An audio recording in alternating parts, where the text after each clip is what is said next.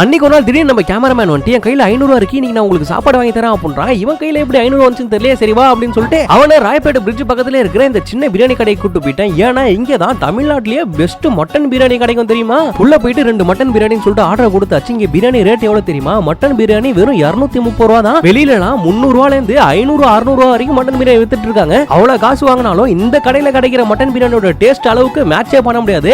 ஒரு முட்டை வேற வச்சு கொடுப்பாங்க. கீழே கடை சின்னதா இருக்கிறதுனால மேல உட்கார்ந்து சாப்பிடுற மாதிரி ஒரு இடம் போட்டுருப்பாங்க. எப்போதுமே இங்க கூட்டமா தான் இருக்கும். நல்ல வேளை போன நேரத்துல இடம் கிடைச்சிச்சு. போய் டேபிள்ல உட்கார்ந்தோம்னா சுட சுட மட்டன் பிரியாணி எடுத்து வந்து நம்ம பிளேட்ல வச்சுட்டாங்க. கேமராமேன் வேற என் காசுல வாங்கின மட்டன் பிரியாணி சாப்பிட்டு பார்த்து எப்படி இருக்குன்னு சொல்லுங்கன்றான். அந்த பிரியாணில இருக்கிற ரைஸை பாத்தீங்களா எவ்வளவு பெருசு பெருசா இருக்குன்னு. அது மட்டும் இல்லாம மட்டன் பீஸை பாருங்க எவ்வளவு ஜூசியா கொல கொலன்னு கொடுத்துருக்காங்க. அந்த மட்டன் பீஸை எடுத்து பிரியாணி கூட சேர்த்து சாப்பிட்டு பார்த்தோம் பாருங்க. அடடடடா, பிரியாணினா இதுதான் பிரியாணி. நம்ம கேமராமேனுக்கும் இந்த பிரியாணி ரொம்ப பிடிச்சிச்சு. டெய்லி வருவோமான்னு கேட்கறான். உங்க ஊர்ல மட்டன் பிரியாணில என்ன ரேட்டுக்கு விற்கிறாங்க அப்படிங்கறத கமெண்ட் பாக்ஸ்ல கமெண்ட் பண்ணி விட்டு போங்க.